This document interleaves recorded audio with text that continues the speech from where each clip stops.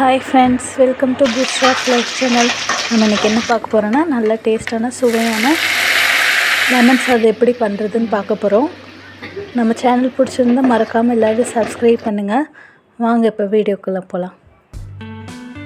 இதுக்கு நான் 4 லெமன் எடுத்துக்கிறேன்.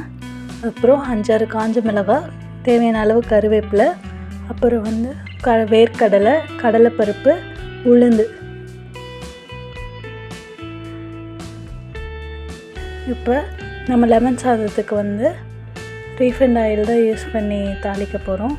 நீங்கள் நல்லெண்ணெய் ஊற்றி கூட தாளிக்கலாம், டேஸ்ட் ரொம்பவே நல்லாயிருக்கும்.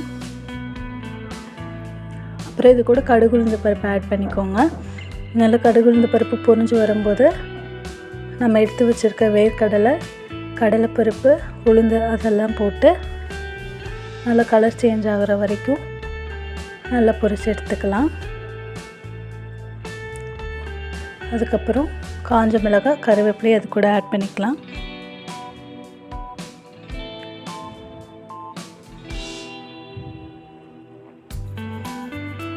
பாருங்கள், கொஞ்சம் கொஞ்சமாக கலர் சேஞ்ச் ஆக ஸ்டார்ட் ஆயிடுச்சு.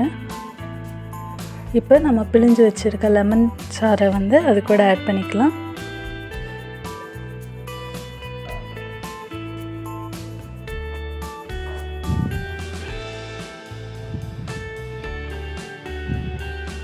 அப்புறம் இது கூட கலருக்காண்டி மஞ்சத்தூள் ஆட் பண்ணிக்கலாம்.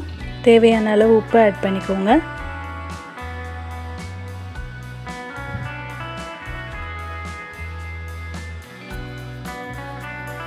கலருக்கு எந்த அளவுக்கு தேவையோ அந்த அளவுக்கு மஞ்சத்தூள் ஆட் பண்ணிக்கோங்க, ரொம்பவும் ஆட் பண்ண வேணாம். அப்புறம் பெருங்காயத்தூள் கொஞ்சம். பெருங்காயத்தூள் தான் நல்ல டேஸ்ட்டும் தரும், நல்ல ஒரு ஸ்மெல் தரும்.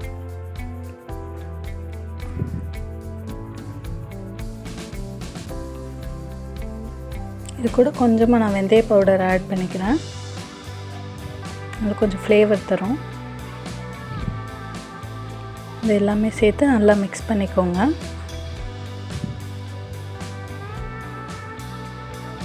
அப்புறம் நான் இன்றைக்கி குக்கரில் தான் ரைஸ் பண்ணிவிட்டு அதை ஆற வச்சுருக்கேன். அது கூட இந்த சாறை போட்டு நம்ம மிக்ஸ் பண்ணால் போதும், நல்ல டேஸ்டியான லெமன் சாதம் ரெடி ஆயிரும்.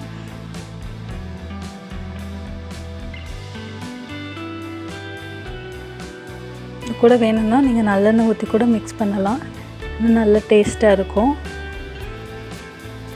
பாருங்கள், நல்ல டேஸ்ட்டான சுவையான லெமன் சாதம் ரெடி ஆயிடுச்சு. இது கூட சைடிஷாக நம்ம உருளைக்கிழங்கு பொரியல் சேர்த்து சர்வ் பண்ணலாம். டேஸ்ட் ரொம்ப நல்லாயிருக்கும். தேங்க்யூ ஃபார் வாட்சிங். Subscribe our channel.